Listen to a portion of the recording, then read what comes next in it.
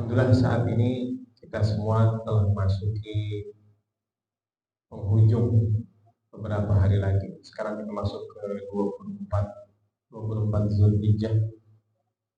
Kurang lebih beberapa hari lagi kita akan masuk ke tahun baru Islam, yaitu 1 Muharram. Dan tentu hal tersebut kembali mengingatkan kita semua bagaimana peristiwa hijrah dari baginda Nabi besar Nabi Muhammad SAW.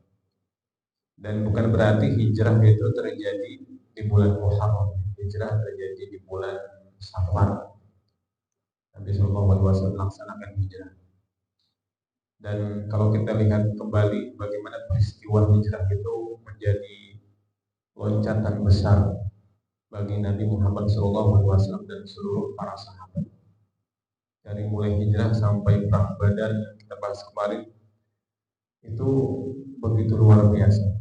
Hanya dalam waktu 2 tahun setelah hijrah itu banyak sekali lompatan-lompatan besar yang terjadi, yang dilakukan baginda Sallallahu Alaihi Wasallam dan para sahabat. Bagaimana dari awal hijrah itu, kalau kita lihat lagi, kita ulang lagi hijrah sedikit kita review. Ketika Nabi Sallallahu Alaihi Wasallam mulai mempersiapkan hijrah, ketika perintah hijrah ke Madinah turun, kemudian diutuslah beberapa sahabat. Dan kalau kita lihat lagi bagaimana hijrah itu menjadi solusi dari tantangan besar yang Nabi SAW hadapi. Kalau kita lihat lagi sebelum hijrah, sebelum izin hijrah itu turun, Nabi SAW itu diusir dari kota Mekah, pergi ke Taif, 12 hari di Taif berdakwah.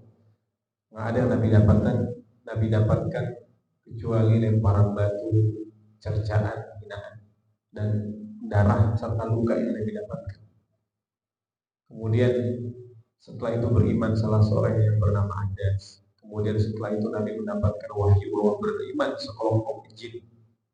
Itu menggembirakan hati Nabi SAW. Dan disebut juga dalam beberapa riwayat Allah berangkatkan Nabi untuk Isra dan Mi'raj. Kemudian Nabi berhasil masuk kembali ke dalam Mekah dengan perlindungan dari seorang yang namanya Mut'im bin Adi, yang terbunuh juga Mut'im bin Adi ini di perang Badar, meskipun Nabi perintahkan para sahabat untuk jangan membunuh Mut'im bin Adi. Kemudian Nabi SAW di kota Mekah hanya dapat berdakwah kepada jamaah haji yang datang. Jadi Nabi nggak berdakwah ke penduduk Mekah, namun berdakwah kepada penduduk haji yang datang. Nabi mencegat mereka di luar, di pintu masuk kota Mekah, kemudian menyampaikan dakwah. Pertama beriman 7 orang, atau dikenal dengan Bai'ah Aqabah yang pertama. Kemudian di tahun berikutnya jadi 72 atau 73 orang, atau dikenal Bai'ah Aqabah yang kedua. Perjanjian 70 orang tersebut untuk mereka berjanji beriman melindungi Nabi SAW melebihi mereka melindungi diri dan keluarga mereka. Setelah Bai'ah Aqabah yang kedua, Nabi mulai mengutus sahabat dalam jumlah kelompok-kelompok kecil, 20 orang, 30 orang. Para sahabat diutus. Yang pertama diutus yang memang para sahabat yang pakar di bidang Al-Quran dan tentang Islam, yaitu yang kita kenal sahabat Mus'ab bin Umair, dan beberapa sahabat lain yang diutus untuk mendakwakan, mengajarkan Islam. Kemudian mulai kelompok-kelompok kecil, dan ini membuat para Quraisy panik, ketakutan, apalagi para tokoh, para pemimpin, karena tekanan yang mereka hadapi itu tekanan secara psikologis juga.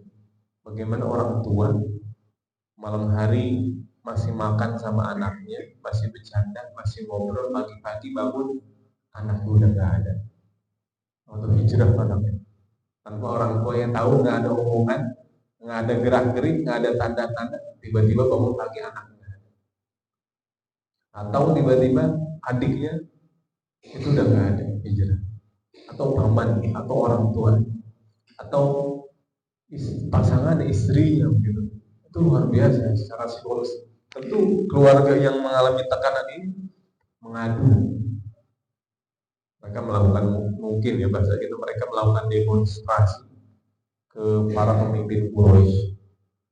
Ya udah biarkan Muhammad, jangan sampai hal ini terus terjadi, kami tidak bisa ditinggalkan orang-orang yang kami cintai. Bisa jadi disebabkan tekanan psikologis tersebut mereka akhirnya beriman dan ikut hijrah ke Madinah. Itu juga ditakutkan sama orang-orang Quraisy. Belum lagi ternyata tujuan hijrah tersebut kan awal Quraisy nggak tahu hijrahnya kemana. Akhirnya mereka dapat informasi dari penduduk Madinah bahwa ada orang-orang Makkah yang pindah ke Madinah. Dan hijrah itu bukan liburan gitu. Pergi nanti balik lagi pulang ke rumah, ini benar-benar ditinggal selamanya. Itu yang ditakutkan, karena hijrah ditinggal selamanya. Nggak ada rencana buat balik ke Makkah tuh, nggak ada rencana pulang sama sekali. Jadi orang tua tahu ketika anaknya meninggalkan dia itu, ini mungkin saya nggak bisa ketemu sama anak saya lagi, atau yang tinggalkan sama ayahnya, yang tinggalkan sama pamannya, sama keluarga, saya nggak bisa ketemu lagi. Itu tekanan luar biasa. Belum lagi ternyata tujuannya adalah Madinah, kota yang dikuasai oleh dua suku besar, Aus dan Khazraj, yang kita sebutkan itu kaum yang sudah ratusan tahun konflik. Udah mungkin dari kecil mereka udah kenal yang namanya perang gitu ya. Yang kita sebut di perang Badar, Nabi nggak perlu mengajarkan kaum Ansor caranya berperang. Ini saking hebat mereka bisa membaca trik-trik dari musuh. Bahkan mereka mengusulkan apa yang Nabi usulkan. Nabi SAW punya usulan, ternyata usulan mereka itu lebih jenius lagi. Bagaimana mereka memposisikan posisi ketika menempatkan para pasukan agar sumur Badar itu berada di belakang. Belum lagi di Madinah ada penduduk Yahudi. Kalau kita lihat dari sudut pandang orang-orang Quraisy gitu kan, bagaimana kalau suku Aus dan Khazraj beriman dua-duanya, kemudian bersatu dengan Muhammad, kekuatannya semakin besar. Ada orang Yahudi juga di sana, orang Yahudi, mereka ahli dalam persenjataan, karena mereka juga udah tentang peperangan itu mereka lebih lama lagi. Belum lagi kita sebutkan ini Madinah jalur dagang mereka ke Syam. Kalau dikuasai, 50% ekonomi mereka runtuh. Itu kekhawatiran luar biasa. Sampai akhirnya mereka di bulan Safar tersebut mereka melakukan rapat besar. Yang rapat tersebut jatuh kepada keputusan untuk membunuh Nabi Muhammad SAW. Keputusan mereka membunuh Nabi. Dan kita tahu kisah. Dan Nabi SAW meskipun Allah melindungi, meskipun Allah Subhanahu Wa Taala menjaga, Allah Subhanahu Wa Taala berikan mukjizat, kekuatan. Nabi SAW itu juga manusia seperti kita semua. Allah berfirman, "Qul innama ana basyarun mithlukum." Katakan aku sama manusia seperti kalian. Sebab akibat yang terjadi kepada semua manusia itu terjadi kepada Nabi SAW. Adapun mukjizat itu nggak bisa digunakan semau Nabi, nggak bisa. Mukjizat itu pemberian Allah Subhanahu Wa Taala.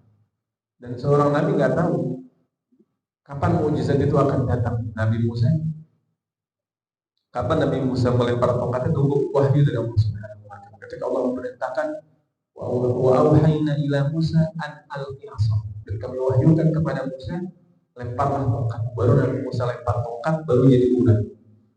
Kalau nggak ada wahyu, Nabi Musa lempar, nggak jadi ular, jadi kayu aja.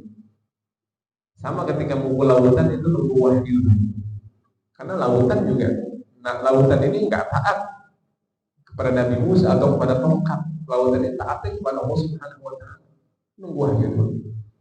Memerintahkan pukul lautan, wa auhayna ila Musa an idrib bi 'asaka bahar. Kami wahyukan kepada Musa, pukullah dengan tongkatmu itu lautan. Baru terbelah lautan tersebut. Jadi seperti itu mukjizat. Di luar itu Ana basyarun mithlukum, manusia seperti kalian. Makanya Nabi ketika hijrah dipersiapkan semuanya itu begitu detail, begitu rinci, begitu hati-hati. Nabi memilih teman terbaik untuk hijrah, yaitu Abu Bakar Siddiq. Waktu terbaik untuk keluar dari rumah, yaitu di waktu panas lagi terik-terik. Orang-orang mungkin nggak ada yang keluar rumah di situ Nabi keluar. Kemudian Nabi nggak melewati jalan yang biasa. Nabi umumnya lewat jalan utara, Nabi lewat jalan selatan, muter. Nabi ke Gua Thur dulu, bahkan berdiam 3 hari melihat reaksi dari orang-orang Quraisy. Bahkan ketika keluar rumah Nabi persiapkan bagaimana Ali bin Abi Thalib diperintahkan tidur di tempat tidur Nabi Shallallahu Alaihi Wasallam. Itu semua itu luar biasa, planning luar biasa, dan itu semua ikhtiar basyari, itu semua usaha manusia dari Nabi Shallallahu Alaihi Wasallam. Jadi seakan-akan Nabi mempersiapkan ini kalau nggak ada mukjizat, kalau nggak ada pertolongan Allah itu seperti apa? Nabi persiapkan sepenuhnya. Tapi balik lagi, segala ikhtiar, segala rencana, segala upaya yang kita lakukan itu tidak akan sempurna tanpa pertolongan Allah Subhanahu wa Ta'ala. Dan Nabi Shallallahu Alaihi Wasallam melakukan itu juga Nabi lakukan ketika di perang Badar bahas kemarin. Bagaimana 300 ini melawan 1000 orang, dan bagaimana caranya biar menang. Ternyata ada jalannya dan ada cara. 300 melawan 1000 orang dan caranya menang seperti apa. Dan itu Nabi dan para sahabat uraikan sedetail mungkin gimana caranya menang 300 melawan 1000 orang. Ternyata bisa. Berarti balik lagi, kalau kita dalam kehidupan kita, berarti sebesar apapun masalah tersebut, pasti ada jalan keluar, pasti ada cara menyelesaikan masalah tersebut. Ada cara buat menghadapi. Dan musuh sehebat apapun musuh tersebut, ada cara buat mengalahkan musuh. Ada titik lemahnya. Dan memang harus betul-betul tawakal, ikhtiar, rencana itu dilakukan dan dipersiapkan dengan baik dan sangat matang.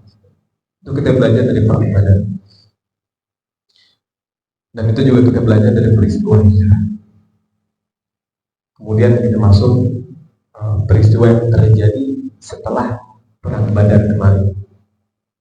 Setelah perang Badar, 70 tokoh penting Quraisy meninggal dunia.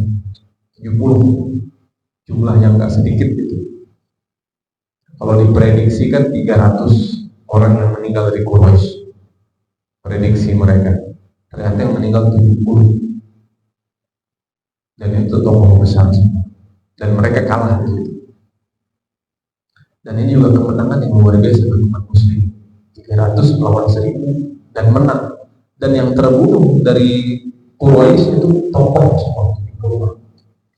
Maka disebutkan dalam Sirah Nabawi, ketika dari pasukan yang kalah ini mereka mundur, kemudian mereka menginformasikan kepada penduduk Mekah bahwasanya Abu Jahal gugur, kemudian Utbah bin Rabi'ah gugur, Umayyah bin Khalaf gugur, tokoh-tokoh penting semua gugur semua. Sampai ada yang nggak percaya, nggak ada yang percaya. Masa sekelas Abu Jahal, sekelas tokoh besar ini, orang-orang hebat ditakuti di Mekah, kok bisa kalah? Mereka semua nggak percaya. Tapi akhirnya yang mengatakan itu, saya melihat sendiri dengan mata saya. Dan itu menjadi pukulan keras buat Quraisy. Setelah perang Badar, disebutkan Quraisy setelah perang Badar kondisinya udah kekuatan 50% dari kekuatan udah hilang, udah terbincang-bincang. Dan nanti kita lihat bagaimana kondisi psikologi dari orang-orang Quraisy. Bagaimana ada tokoh-tokoh besar ini, Abu Jahal dibunuh sama Ibnu Mas'ud, seorang pengembala, dan bagaimana Bilal membunuh Umayyah bin Khalaf, Itu bagi orang-orang Quraisy, bagi kaum eh, bagi bangsa budak di Quraisy itu mujizat, itu peristiwa nggak pernah terjadi sebelum. Seorang budak dari seorang majikan, kemudian budak itu beda keyakinan, kemudian budak itu disiksa, budak itu hampir mati, budak itu dibebaskan, budak itu akhirnya merdeka, budak itu hijrah, budak itu berperang dan membunuh orang yang dulu menyiksa dia. Itu kan rangkaian peristiwa. Ini bagi budak-budak di Quraisy hebat sekali. Bilal jadi apa? Mungkin motivasi. Kalau nyontoh yang lain terlalu tinggi buat mereka. Tapi ada contoh rendah ini, Bilal. Kemudian yang membalas bagaimana Ibnu Mas'ud membunuh Abu Jahal. Itu kan dicatat semua, direkam semua sama mereka hidup dan pulang. Maka nanti yang menjadi motivasi terbesar orang-orang Quraisy untuk melakukan perang Uhud itu dendam. Dan peristiwa yang terjadi setelah perang Badar disebutkan ini cukup banyak. Mungkin yang terjadi sama umat muslimin itu. Jadi perang Badar terjadi kan di bulan Awal. Kemudian Nabi SAW dan para sahabat setelah perang Badar ini terjadi peristiwa Al-Anfal. Bagaimana para sahabat berselisih tentang harta rampasan perang. Di situ turunlah surat Al-Anfal. Panjang itu. Dimulai dengan yas'alunaka 'anil anfal. Mereka bertanya tentang Al-Anfal. Qul al-anfalu lillahi wa rasul. Mereka yang tadi berselisih, buruk akhlak mereka, merasa masing-masing merasa yang paling besar kontribusinya dalam peperangan. Jadi muncul kesombongan mereka, muncul akhlak yang buruk di situ. Masing-masing kelompok ingin menguasai Al-Anfal, terus rampasan perang tersebut. Turunlah surat Al-Anfal menegur mereka langsung. Qul al-anfal lillahi wa rasul. Ini milik Allah dan Rasul. Itu ketika ayat itu turun, mereka merasa itu teguran keras itu. Mereka udah, oh ini buat saya, ini saya. Udah ngebagi dan mereka tandai masing-masing. Kemudian turun ayat yang mengatakan ini punya Allah dan Rasul, ini punya Allah dan Rasul. Maka mereka begitu terang surat Al-Anfal. Bahkan disebutkan ketika perang Uhud nanti itu dibacain dulu surat Al-Anfal sebelum perang. Ingetin mereka jangan sampai terulang lagi. Kemudian di surat Al-Anfal juga disebutkan ternyata di surat Al-Anfal wa idh ya'idukumullahu ihda ta'ifataini annaha lakum. Ternyata umat muslimin ketika mereka keluar dari perang Badar, ketika mereka keluar dari Madinah, mereka berharapnya mereka dapat mencegal rombongan Abu Sufyan. Allah mengatakan wa idh ya'idukumullahu ihda ta'ifataini, ketika kalian dijanjikan untuk mendapatkan salah satu dari dua kafilah, annaha lakum wa tawadduna anna ghayra dhati syauqati takunu lakum, dan kalian berharap untuk bertemu dengan kafilah yang tidak memiliki persenjataan perang, itu kafilahnya Abu Sufyan. Jadi mereka bertemu kafilah Abu Sufyan, mereka cegat, mereka pulang bawa harta yang dibawa Abu Sufyan.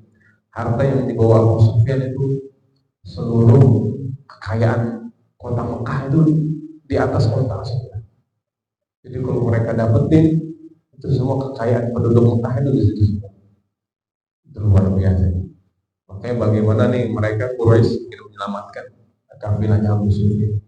Kekayaan satu kota, kekayaan satu kota di situ. Jadi diharap, ternyata yang mereka harapkan awalnya begitu. Dan mereka nggak berharap bertemu dengan musuh.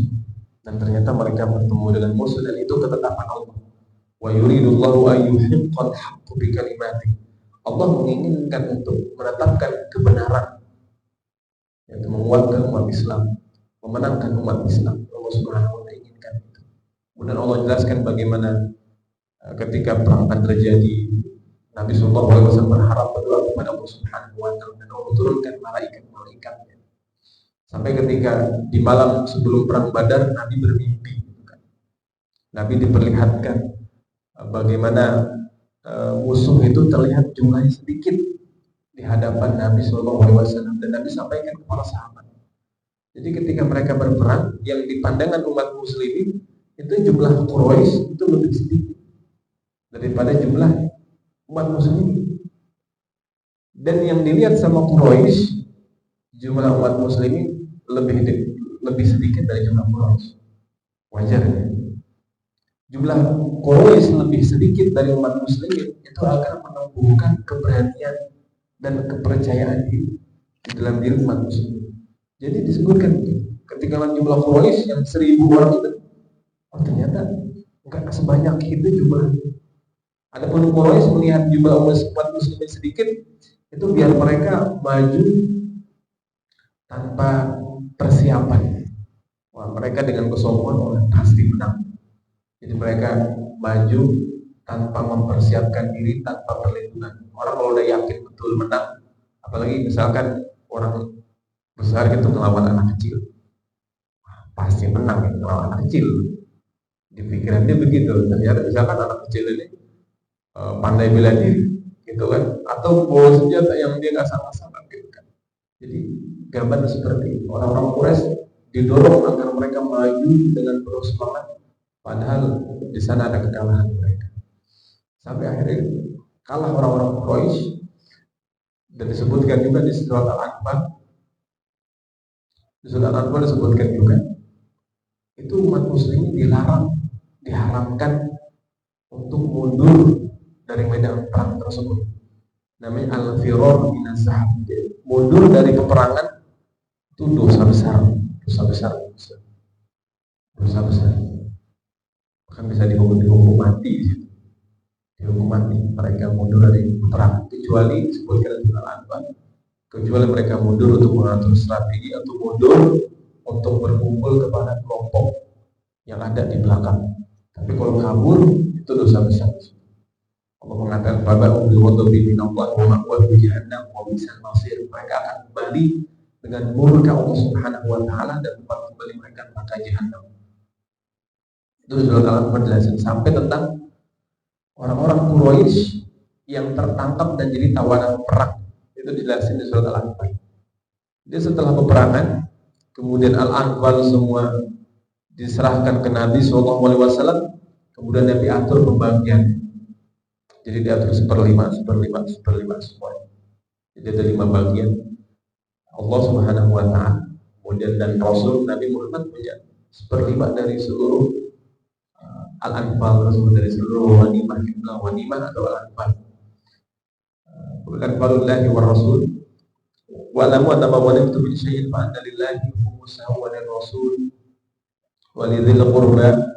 Dzil qurba ini kaum muhajirin, kerabat-kerabat dari Nabi sallallahu alaihi wasallam. Wa dzil qurba wal masak wal yatama wal masakin, dan anak yatim dan orang-orang miskin.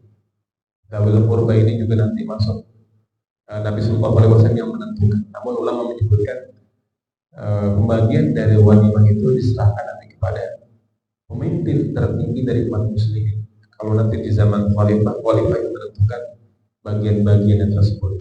1/5 fakir anak yatim, 1/5 orang miskin. Kemudian posisi Nabi Shallallahu Alaihi Wasallam sebagai wanimah yang menerima wanimah itu digantikan sama hakim atau pemimpin tertinggi, dan pemimpin tertinggi memutuskan itu wanimah diserahkan kepada siapa. Kemudian tentang tawanan perang. Jadi Quraisy banyak juga yang tertawan. Di antara yang tertawan namanya Suhail bin Amr, kemudian Abul As bin Wa'il. Abul As ini suami dari putrinya Nabi, Zainab. Jadi Zainab itu kan putri yang paling tua dari Nabi SAW. Dia menikah dengan Abul As. Dulu menikahnya ketika Khadijah masih hidup. Dan Abul As ini ya, seorang pria yang terhormat. Dia meskipun nggak beriman, dia nggak pernah mencela Nabi, nggak pernah menyakiti Nabi, nggak pernah ikut-ikutan orang-orang Quraisy untuk mengejek atau menyakiti Nabi, nggak pernah. Dan dia nggak pernah sama sekali menyakiti Zainab. Bahkan begitu menyayangi Zainab, begitu mencintai Zainab bin Abdul As. Dan begitu pula Zainab begitu menghormati, memuliakan suami. Dan ketika Islam hadir, Zainab masuk Islam, tapi Abdul As nggak masuk Islam. Namun di saat itu belum turun ayat yang mengatakan kalau orang muslimin sama orang kafir itu nggak boleh menikah. Itu belum turun ayat. Lahunna hilul lahum wa lahum yahilluna lahum. Wanita perempuan tidak halal bagi laki-laki kafir, itu belum turun ayat. Nanti turun ketika perang Hudaybiyah. Jadi saat itu Zainab sama Abu As masih dalam keadaan suami istri dan suaminya tertawan. Kemudian Suhail bin Amr dijulukan Khatibnya Quraisy, itu tertawan. Suhail bin Amr punya anak dua. Yang pertama namanya Abdullah, yang kedua namanya Yazid. Abdullah ini sama Yazid dua-duanya dikerangkeng sama Suhail bin Amr ketika masuk Islam di Mekah. Kemudian ketika mendapatkan informasi akan terjadi peperangan, si Abdullah, anak yang pertama, bilang ke bapak, wahai bapak, saya tahu betapa bapak mencintai saya. Kalau gitu saya nggak ingin bapak berperang sendirian. Saya nggak ingin bapak terluka. Utus saya berperang sama bapak. Saya akan melindungi bapak. Meskipun saya muslim, saya akan melindungi bapak. Benar-benar gitu benar. Akhirnya dibebasin Abdullah ikut perang. Ya adiknya kok abang saya mau belot ini kok munafik, jangan-jangan abang, akhirnya abangnya bisikin adiknya. Iya sih. Nanti kalau udah dekat, saya akan diam-diam kabur berkumpul dengan kelompok umat muslim. Kata abang begitu.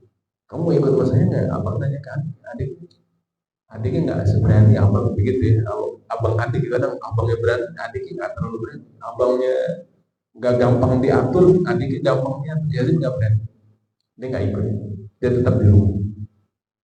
Akhirnya ketika sudah dekat pasukan musuh, ternyata Abdullah diam-diam kabur berkumpul dengan umat muslimin dan bersama Rasulullah SAW. Yang menariknya ternyata Abdullah mendapati bapaknya jadi tawanan di situ. Dia nggak nyangka gitu kan. Dia nggak nyangka bapaknya jadi tawanan. Dia pusing kan, bapaknya jadi tawanan gimana.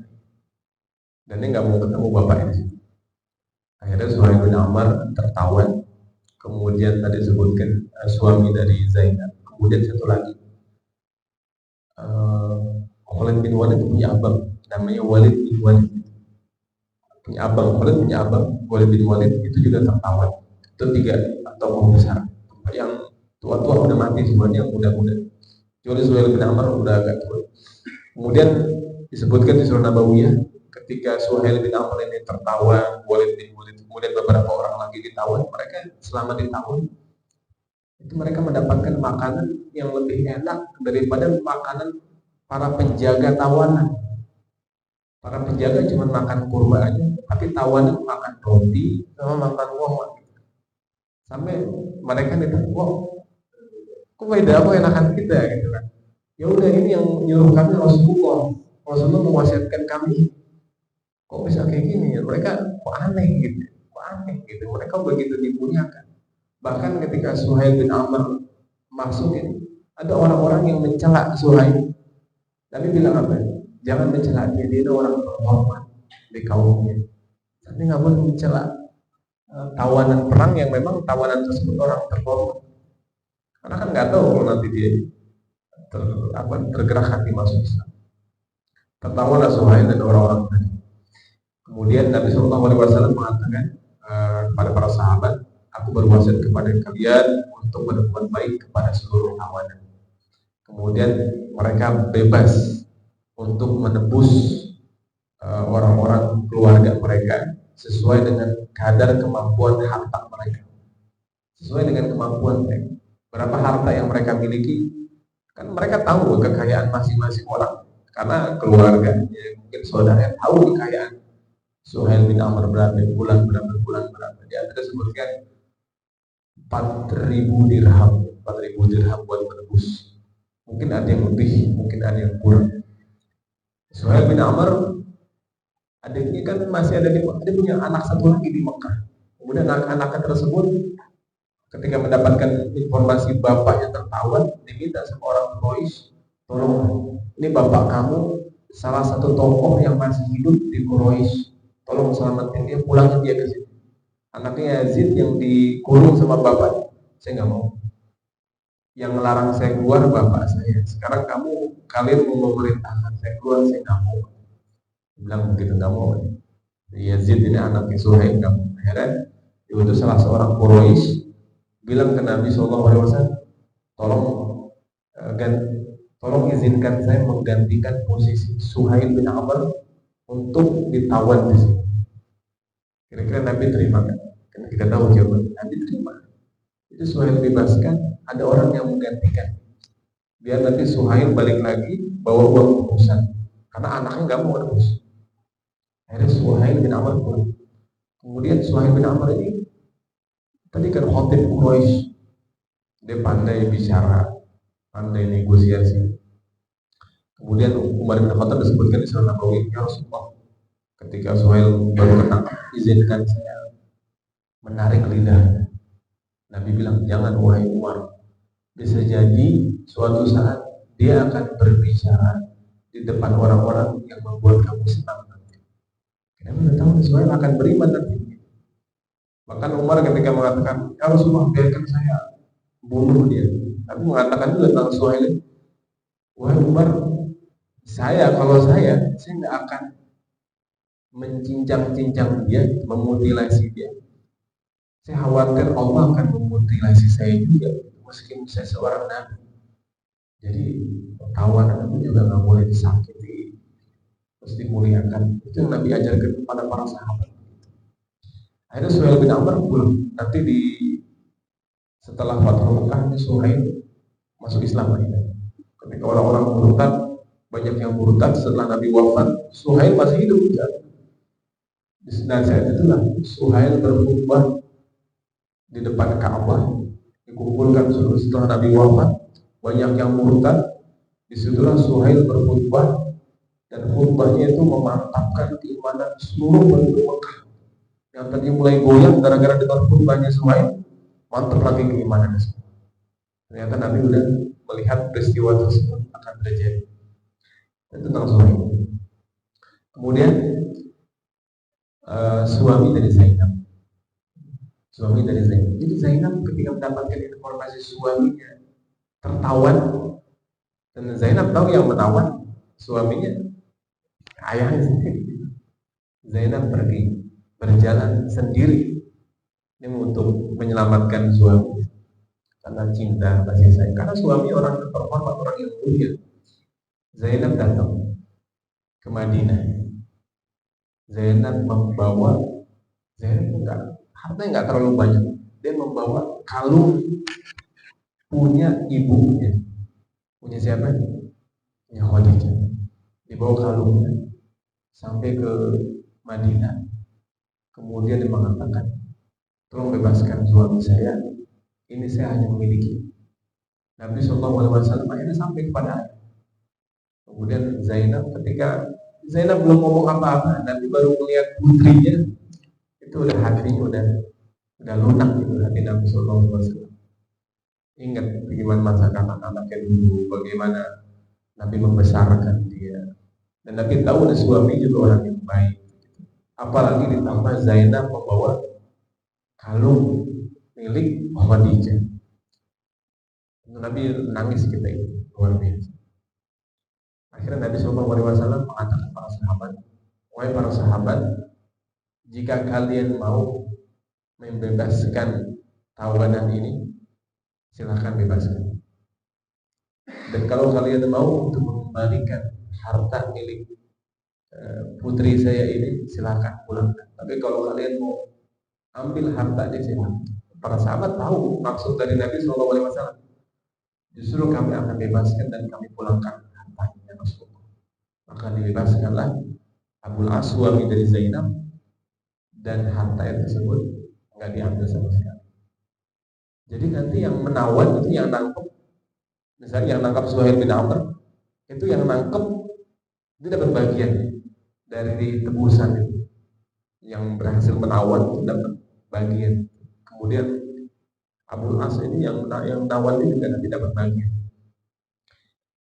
Kemudian ini lanjutan dari cerita Abul As. Abul As ini pulang ke Mekah bersama. Tapi Nabi ngasih syarat ke Abul As. Wahai Abul As, tolong Nabi, saya minta satu syarat aja. Tolong jangan halangi putri saya untuk hijrah ke Madinah. Kalau dia mau hijrah, Nabi nggak maksa. Tapi kalau mau putri mau hijrah, tolong jangan dilarang. Abul As mengiyakan hal tersebut. Sampai di Mekah, kemudian ternyata Zainab memang sudah rindu dengan ayahnya. Zainab sampai di Mekah nggak lama minta izin untuk hijrah. Zainab hijrah dan suaminya mengizinkan.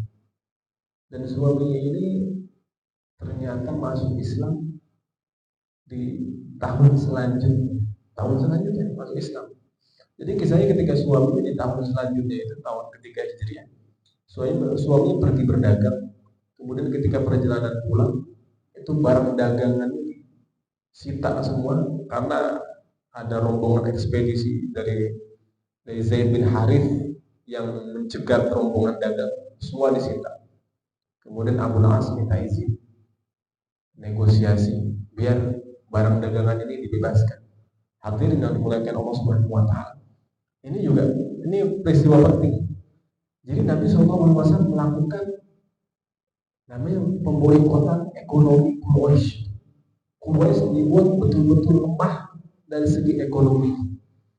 Bahkan ada satu kisah disebutkan bagaimana jadi Quraisy itu kan mereka nggak punya perkebunan gitu. Kurmanya dari mana Quraisy? Dari Madinah. Kedua dari daerah namanya Yamamah. Dari Mekah ke arah Bahrain ke daerah Yamamah. Itu ada salah satu pemimpinnya di situ.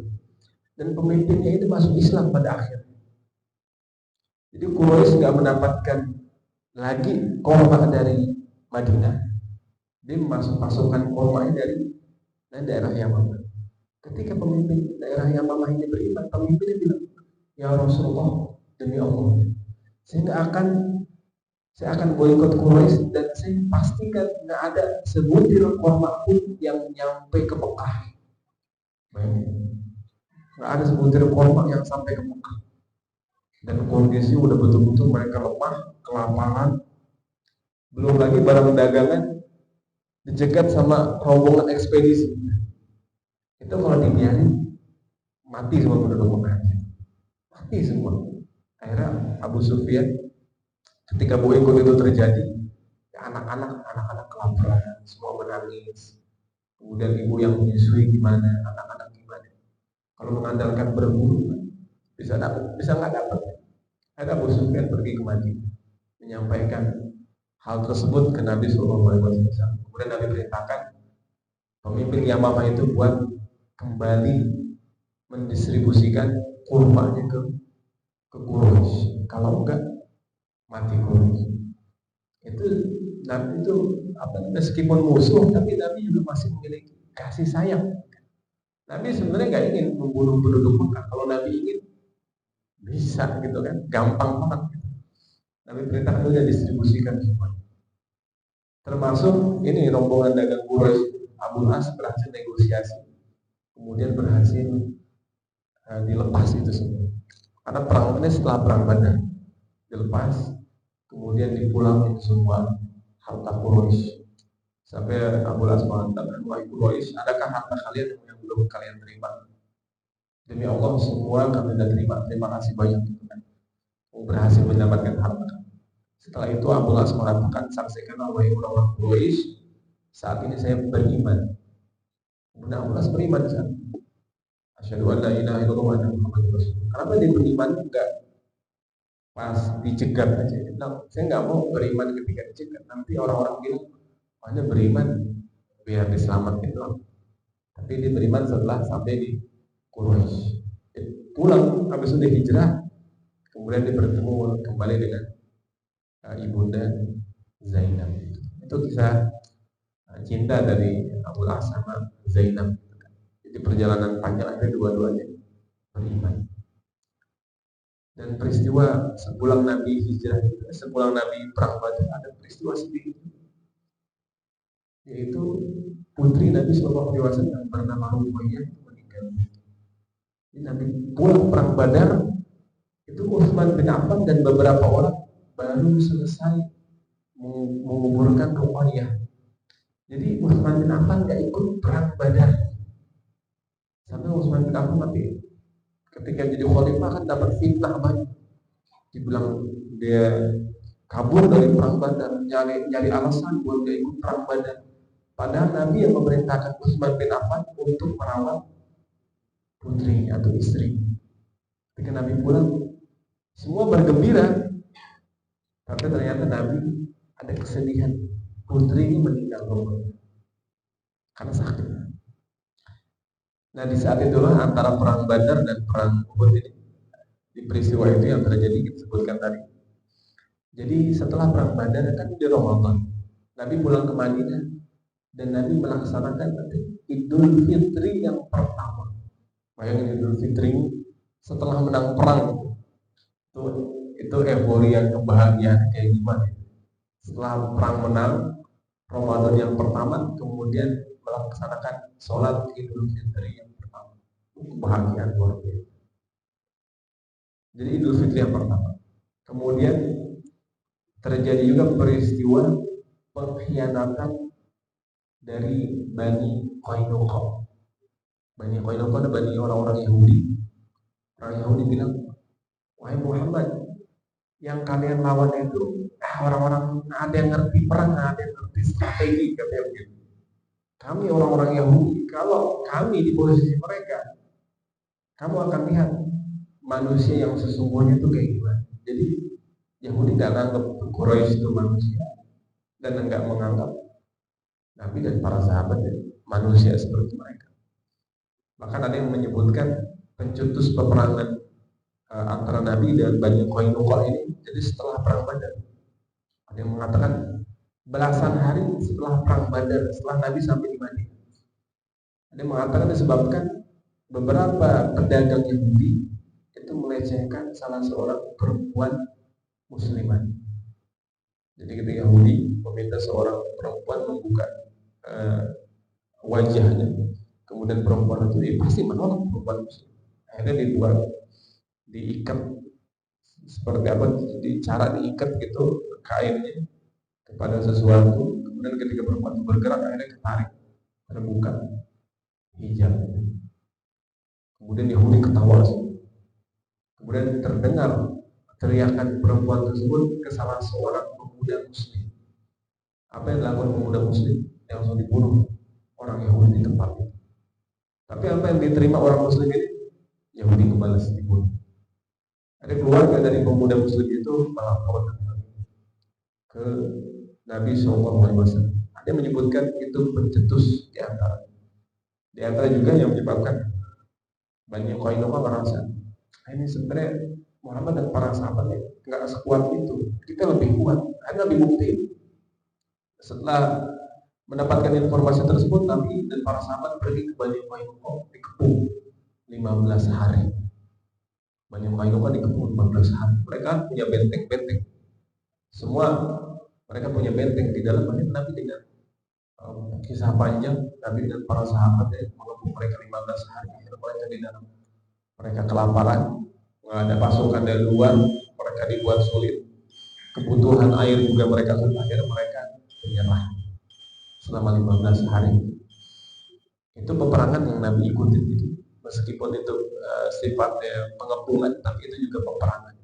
Di perang Badar, perang Bani Qainuqa, itu Nabi juga mengikuti perang tersebut. Nabi datang langsung. Dan Nabi memerintahkan salah seorang sahabat untuk menggantikan Nabi menjadi imam di Madinah. Di antara sahabat yang Nabi pernah perintahkan, Utsman bin Affan.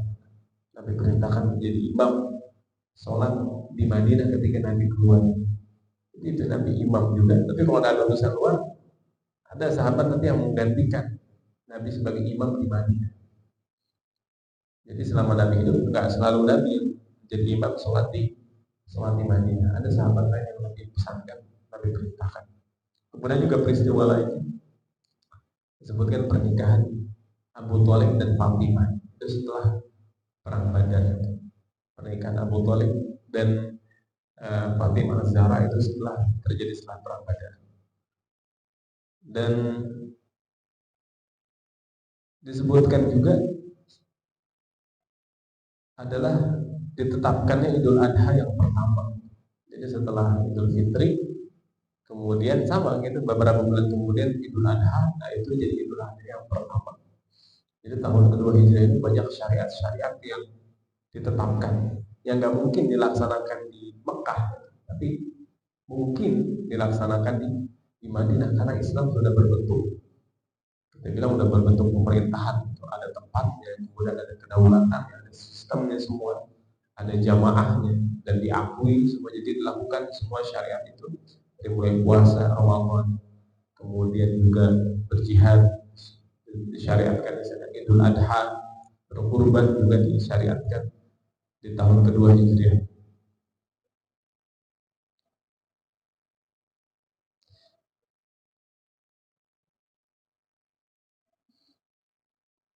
Kemudian ada peristiwa lainnya adalah ada salah seorang petinggi Yahudi yang Nabi perintahkan para sahabat untuk membunuh orang ini. Namanya Ka'ab bin Ashraf. Dia salah seorang petinggi Yahudi yang sangat memusuhi Nabi SAW. Sampai Nabi mengatakan para sahabat bisa sayembara sama Nabi. Siapa di antara kalian yang bisa membunuh Ka'ab bin Ashraf? Nabi sampai mengatakan itu para sahabat. Kemudian ada salah seorang sahabat yang mengatakan yang bernama Muhammad bin Maslamah. Muhammad bin Maslamah, Abu Nailah dan Abbad bin Bishr. Tiga orang sahabat yang siap mengambil amanah tersebut. Dan pada akhirnya mereka bertiga berhasil menemukan Ka'ab bin Ashraf dan membunuh tokoh Yahudi tersebut. Kemudian setelah perang Badar baru muncul tokoh-tokoh munafik. Jadi tokoh-tokoh munafik muncul setelah perang Badar. Yahudi tadi beberapa Yahudi ada yang diusir, Bani Qainuqa itu diusir dari Madinah. Kemudian orang-orang yang sebelumnya melakukan mereka bersekongkol dengan Yahudi, kemudian Yahudi diusir. Kemudian yang bersekongkol dengan Quraisy kalah, mereka nggak punya pilihan. Jadi kaum minoritas, kaum musyrikin di Madinah yang mereka nggak beriman dan mereka nggak terima Nabi SAW, mereka nggak punya pilihan kecuali untuk bersikap munafik.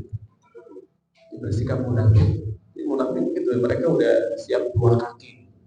Kalau Nabi kalah di perang Badar, mereka gabung ke Yahudi atau gabung ke Quraisy. Tapi kalau Quraisy yang kalah, mereka akan gabung ke umat Muslim. Jadi disebut orang munafik selalu bersama kelompok yang menang. Dia selalu bersama di kelompok yang menang. Munafik berada di kelompok yang kalah itu. Di mana kelompok menang, di situ dia gabung. Orang-orang munafik. Ini terjadi muncul tokoh-tokoh munafik itu setelah perang Badar. Karena disebut perang Badar itu Yaumul Furqan, hari pembeda. Yang tadinya belum kelihatan, mulai kelihatan. Yang munafik siapa, yang beriman siapa, yang tetap berada di Madinah siapa, yang diusir dari Madinah siapa. Itu semua terlihat setelah perang Badar. Insyaallah nanti jamaah sekalian akan kita lanjutkan dengan pembukaan dari peristiwa perang Uhud. Insyaallah di pertemuan berikutnya. Baik, mudah-mudahan kita belajar di malam hari ini bermanfaat, menambah wawasan kita, dan berkepentingan menambah keimanan kita, dan bagaimana menjadikan peristiwa sirah nabawiyah ini menjadi bimbingan-bimbingan dalam kehidupan kita semua. Dan mudah-mudahan Allah Subhanahu wa taala jadikan kita semua sebagai golongan orang-orang yang mendapatkan syafaat dari Nabi sallallahu alaihi wasallam di yaumil qiyamah. Amin ya rabbal alamin. Baik, kita tutup dengan baca doa, baca Al-Fatihah. Mudah-mudahan Allah berikan kita semua kesehatan, berikan usia yang panjang dalam istiqomahan dan ketaatan dalam perluasan rezeki. Allah jadikan ilmu yang kita pelajari ilmu yang bermanfaat. Ala hadiniyah al-Fatihah. عفوا يا كريم يا أرحم الراحمين ارحمنا، يا أرحم الراحمين ارحمنا، يا أرحم الراحمين ارحمنا. اللهم بحق الفاتحة وبشفاعة الفاتحة وبكرامة الفاتحة يا فارج الهم يا كاشف الغم يا من بعبده يغفر ويرحم. اللهم افتح لنا أبواب الخير واجعلنا من أهل الخير بفضلك دعواهم بها سبحانك اللهم وتحيتهم فيها سلام وآخر دعواهم أن الحمد لله رب العالمين.